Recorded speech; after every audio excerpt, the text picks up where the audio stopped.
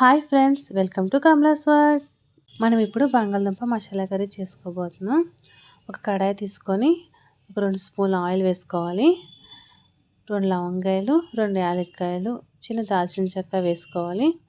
1 spoon అల్లం వెల్లుల్లి paste వేసుకొని అల్లం వెల్లుల్లి పేస్ట్ పచ్చివాసన పోయే వరకు వేగనివ్వాలి.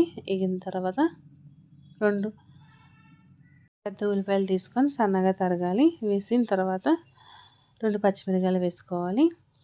ఉల్లిపాయలు పచ్చిమిరపకాయలు కొంచెం మగ్గిన తర్వాత 1 స్పూన్ కారం, పసుపు వేసుకోవాలి. ధనియా పౌడర్ 1 స్పూన్ వేసుకోవాలి.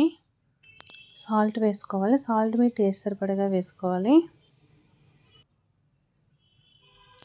జీలకర్ర పౌడర్ 1/2 టీ స్పూన్ వేసుకోవాలి.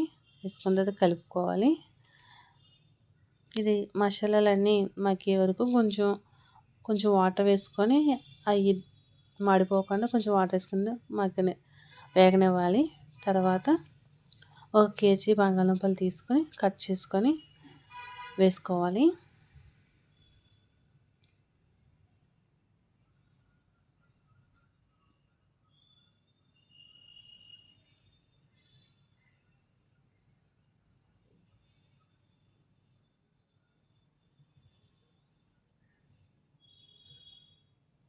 బాగా కలిపి కొంచెంసేపు మూత పెట్టాలి. మగ్గుతున్న తర్వాత అప్పుడు కొంచెం బంగాళదుంపలు ములిగే వరకు వాటర్ వేసుకోవాలి.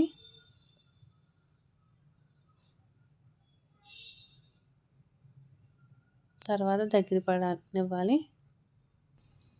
ఈ విధంగా ఒకసారి ట్రై చేయండి ఫ్రెండ్స్. బంగాళదుంప కర్రీ చాలా టేస్ట్గా ఉంటుంది.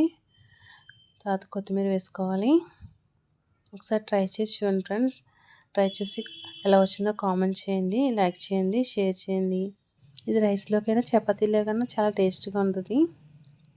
మనం కొంచెం ఈ స్టేజ్లోనే స్టవ్ ఆఫ్ చేసేయాలి, లేకపోతే అది చిక్కబడిపోతుంటుంది. తింటే మళ్ళీ వదిలిపెట్టరు. Okay friends, bye.